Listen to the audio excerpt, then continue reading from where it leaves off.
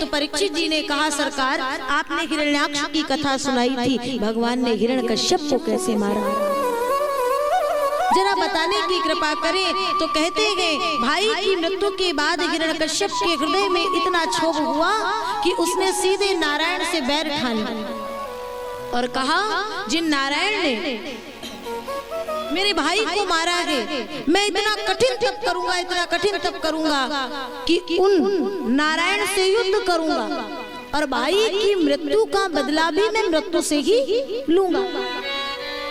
और जब ये तपस्या करने गए तो इनकी पत्नी कयाधु गर्भवती थी। इंद्र हरण करके ले जाने लगा, तब नारद जी कयाधु की रक्षा की और आश्रम में लेकर के आए हैं और वहां वो भजन कीर्तन इत्यादि श्रवण करती है। हिरण्यकश्यप ने खूब तपस्या करी, ब्रह्मा जी से वर मांग लिया, ना मैं दिन में मरूं, ना रात में, ना अस्त्र से, ना शस्त्र से, ना अंदर, ना बाहर, ना नर से, ना पशु से। और इतने वर मांगने के बाद में हिरण्यकश्यप को लगा, अब तो मैं अमर होने का वर प्राप्त नहीं है भले, लेकिन फिर भी मैं अमरता को महसूस कर सकता हूँ, क्योंकि इतने सब के बाद में मुझे मारने की सामर्थ्य अब किसी में नहीं है। और जिस नारायण से इतना बैर करता था, उसके ही घर में नारायण के परम भक्त ने जन्म लिया। संक्षेप में मैं आपको सुनाऊं कि प्रहलाद जी का जन्म हुआ और प्रहलाद जी जब कुछ बड़े हुए तो इनके हिरण्यकश्यप के गुरुपुत्र संड और अमर उनके पास में भेजा कि जाकर के इन्हें राजनीति कूटनीति की शिक्षा दो। लेकिन प्रहलाद जी को जब बुलाए तो प्रहलाद जी के मुख से बस यही निकला, संसार अंधे कुएं के समान है पिताजी, और इससे यदि बचना है तो इसमें प्रकाश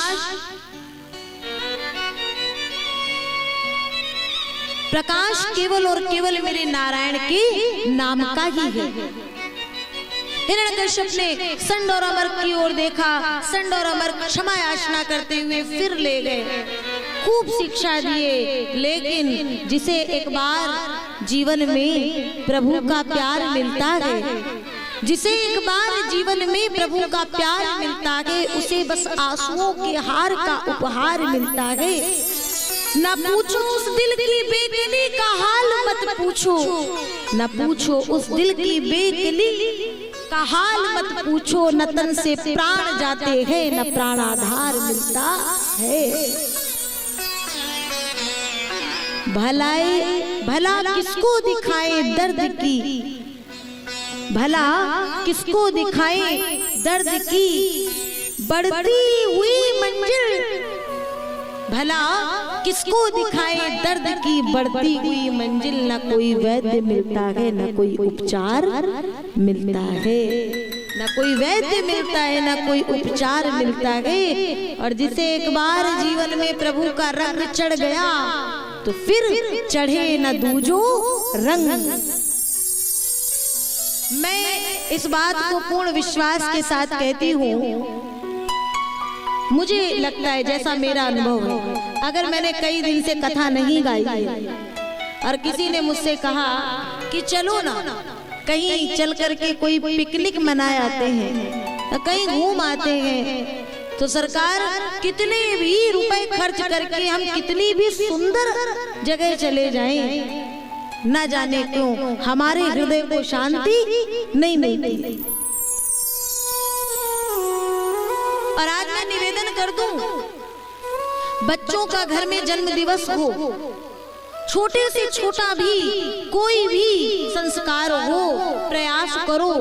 आपके पास बहुत ज्यादा धन नहीं है, बहुत ज्यादा आयोजन बड़ा नहीं कर सकते हो, छोटे ही रूप में घर में सुंदरकांड का पाठ रखिए, घर में 2 घंटे की भजन संध्या रख लीजिए। कोई ना कोई कार्य होना चाहिए भगवान नाम का। लेकिन ये जो आजकल जन्मोत्सव होता है तो बस बड़े अजीबोगरीब वस्त्र पहना करके बच्चे बच्चियां और उनको ले जाते हैं कहाँ, होटलों में, क्लबों में, रेस्टोरेंट में, और बस वहाँ पागलों की तरह इधर हिले, बोले बहुत मजा आया। क्या क्या मजा है ये? भैया देखो, संसार में तुम्हें मजा आ सकता है, लेकिन आनंद पाना है तो परमानंद की शरण में आना होगा। और जो आनंद आप कथा सुनते रहिए, और कथा सुनते सुनते मैं कहती हूँ जो आनंद आपको कृष्ण की कथा में आ जाएगा, राम की कथा में आ जाएगा, वो करोड़ों रुपए खर्च कर भी दोगे ना तो भी आपको बाहर कहीं आने वाला नहीं। और 7 दिन की कथा में हर दिन एक नई नवीन आनंद की अनुभूति होती है जो कथा में डूबा हुआ होता है। तो प्रहलाद जी को लगा चढ़े न दूजो रंग। तो आप सभी को पता है, अभी अभी होली का त्योहार बीता गए कि प्रहलाद जी पर हिरण्यकश्यप ने कितनी कष्ट दिए, कितनी यातनाएं दी, लेकिन जाको राखी साइयां मार सके ना कोई। होलिका जिस पर अग्नि का कोई प्रभाव नहीं था, उसको कहा कि इसे तू गोद में लेकर के अग्नि में बैठ, जिससे कि ये जल करके भस्मीभूत हो जाए और तेरा तो बाल बाका नहीं होगा। लेकिन नारायण 2 हाथन वारो सके जन को काह बिगार, 2 हाथन वारो सके जन को काह बिगार। नारायण जब रखवार गए जाके भुजा हजार, जाके भुजा हजार। और हम लोग क्या करते हैं, कंकड़ पत्थरों को बटोरने में लगे रहते हैं। तुम भी आ जाओ, तुम भी आ जाओ, तुम भी आ जाओ। कहीं जाना है, हम लोगों को देखते हैं अकेले यदि जाना है तो वो डरते हैं, मन में संशय है। पता है संशय क्यों होता है, डर क्यों होता है? क्योंकि अपनी कमजोरी स्वयं को पता होती है। अपने किए गए अधर्म, अपने किए गए पाप स्वयं में डराते रहते हैं। तुमने इतना पाप किया है, कहीं अकेले जा रहे हो और कोई मिल गया मार्ग में, कर दी तुम्हारी राम नाम सत, 2-4 को बटोर के चलो। और जिसे जीवन में भगवान के ऊपर भरोसा है, भगवान के ऊपर विश्वास है कि वो जब 1000 हाथों वाला हमारा रखवारा है, तो सरकार ये 2 हाथों वालों की क्या क्या कीमत है सरकार। वो कभी जगत के ये जनों से डरने वाला नहीं है। वो जहाँ जाएगा वहाँ उसे अपने ही अपने मिलेंगे। एक फकीर, एक संत जहाँ जाता है वहाँ उसे सब अपने मिल जाते हैं। क्यों? क्योंकि वो भगवान का हो चुका है। प्रहलाद जी ने विश्वास के साथ बैठे और बाद में प्रहलाद जी ने सबको हरि नाम गवा दिया, खेल खेल। और कहाँ गए तेरा नारायण? तो प्रहलाद जी ने यही कहा था, पिताजी हम में तुम में खड़ग खम में। वो रोम रोम में बसता है तो बाहर क्यों नहीं आता? तब संतों ने 4 पंक्तियां गाई कि सूर अनेक फिरे पद गावत, पे पद सूर सुस्वाद कहा।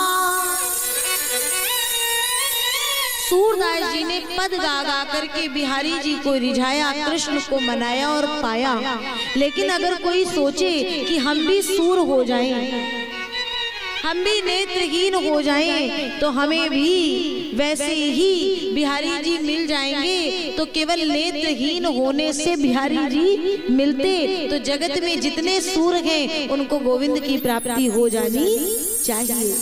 नहीं, जब तक सूर जैसी चाह नहीं होगी तब तक बिहारी जी दिखने वाले नहीं है। इसलिए सूर अनेक फिरे पद गावत,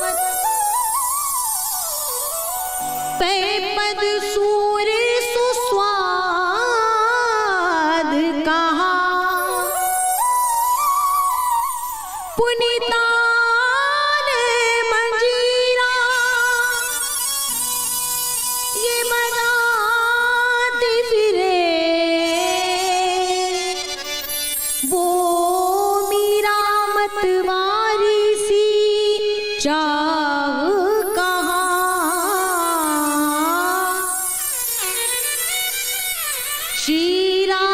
कथा कितनों ने लिखी, तुलसी जैसी मर्याद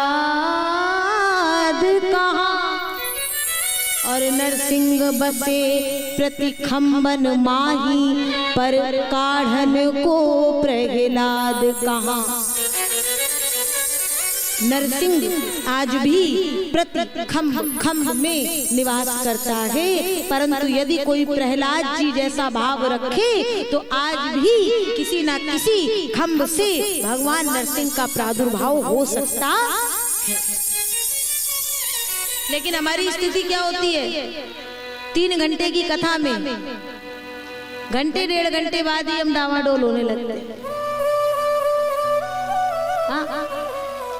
थोड़ी देर बाद अब कुछ चाहिए, अब कुछ भाव में ऐसे डूब जाओ जैसे कल आप सब डूबे थे ना।